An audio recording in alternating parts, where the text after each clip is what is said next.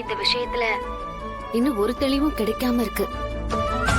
ஆனாலும் நான் விட மாட்டேன்.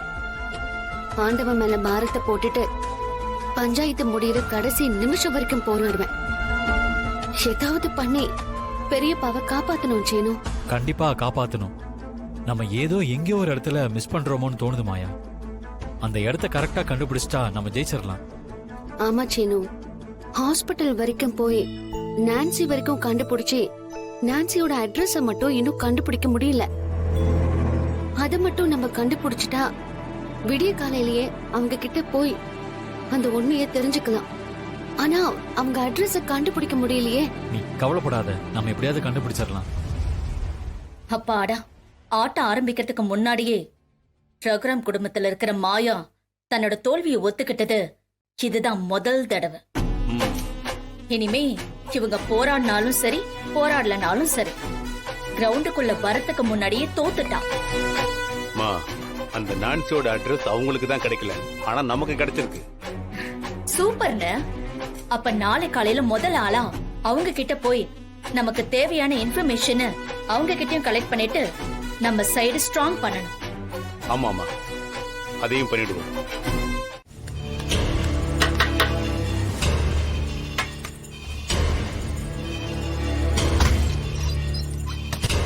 யார் நீங்க? என்ன வேணும்? நர்ஸ் நான்சி வீடு தானே இது? ஆமா, நீங்க யாரு? அவங்களுக்கு வேண்டியவங்க தான். அவங்கள பார்க்கணும், கொஞ்சம் பேச வேண்டியது இருக்கு. சரி, உள்ள வாங்க.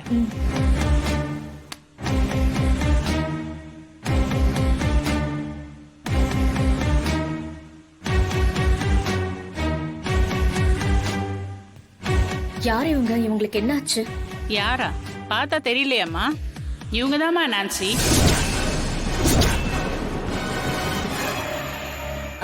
சாரிம்மா, பார்த்து ரொம்ப வருஷம் ஆச்சுல்ல, அதான் அடையாளமே தெரியல. நான்சி, நான்சி, என்ன ஆச்சு? ஏன் இப்படி இருக்காங்க? 5 வருஷத்துக்கு முன்னாடி ஒரு ஆக்சிடென்ட் நடந்துச்சுமா.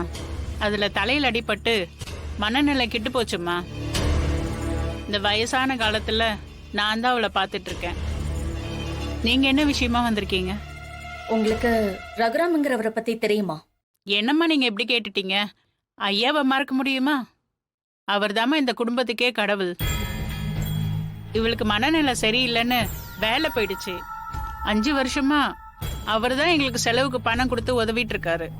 இவ ட்ரீட்மெண்ட் எல்லாம் அந்த பணத்துல தாம்மா நான் பார்த்துட்டு இருக்கேன். இவங்க எப்பவுமே இப்படிதான் இருப்பாங்களா? பேசவே மாட்டாங்களா? 5 வருஷமா இப்படியேதாம்மா இருக்கா. என்னென்னமோ ட்ரீட்மெண்ட் பண்ணி பார்த்தாச்சு, எல்லா கோயிலுக்கும் கூட்டிட்டு போயாச்சு, எந்த பலனும் இல்ல. ஐயா குடுக்கற பணத்தை செலவு பண்ணி இவளை உயிரோட மட்டும் இருக்க வச்சிருக்கோம்.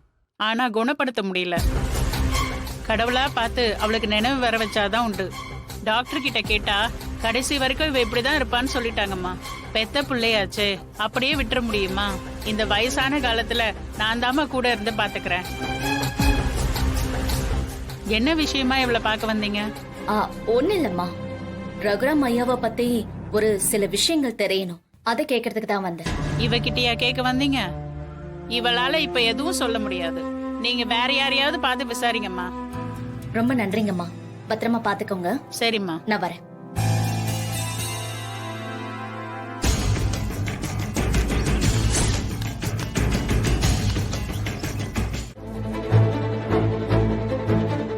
ரொம்ப நன்றிங்க.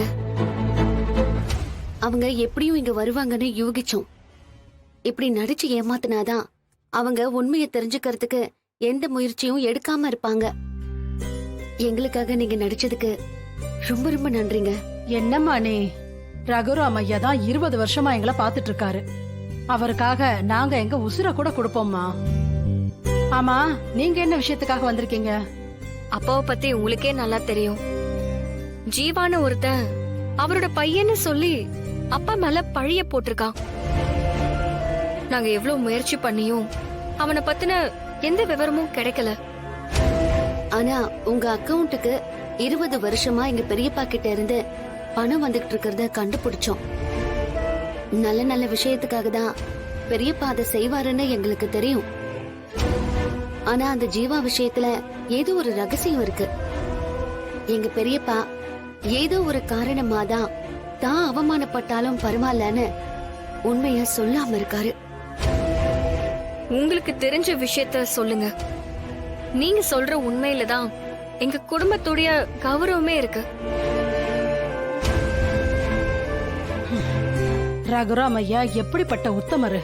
யாருக்கும் தீங்கே நினைக்காத அவரை பத்தி ஒருத்தன் குத்தம் சொல்லிருக்கான்னா அவரோட நேர்மைங்கிற நெருப்புல அவ எரிஞ்சு சாம்பல் ஆயிருவான். ரகுராம் ஐயாவை காப்பாத்தணுங்கிறதுக்காக நான் இத்தனை வருஷமா யார்கிட்டயும் சொல்லாம இருந்த உண்மைய உங்ககிட்ட சொல்றேன்.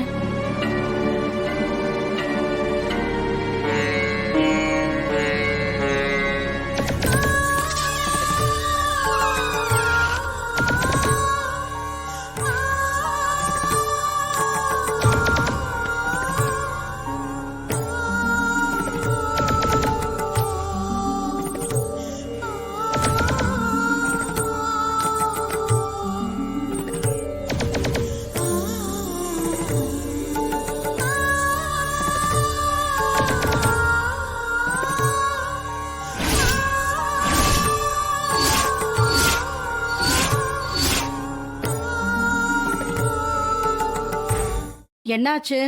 ஏன் இப்படி எல்லாரும் அப்செட் ஆயிட்டீங்க? அவரோட அப்பாவுக்கு செஞ்சு கொடுத்த சத்தியத்தை காப்பாத்துறதுக்காக தான் பழிய ஏத்துக்கிட்டு பெரியப்பா அமைதியா இருக்காரா? இந்த உண்மைய நாங்க சொன்னா அவரோட சத்தியத்தை நாங்களே உடைச்சு அவரை தர்ம சங்கடப்படுத்துற மாதிரி ஆயிடும். ஆமா மாயா, இந்த விஷயத்த நாம இப்ப பேச வேண்டாம். மாயா, நம்ம வேற என்ன செய்யறது? ஒரே ஒரு வழிதான் இருக்கு. என்ன?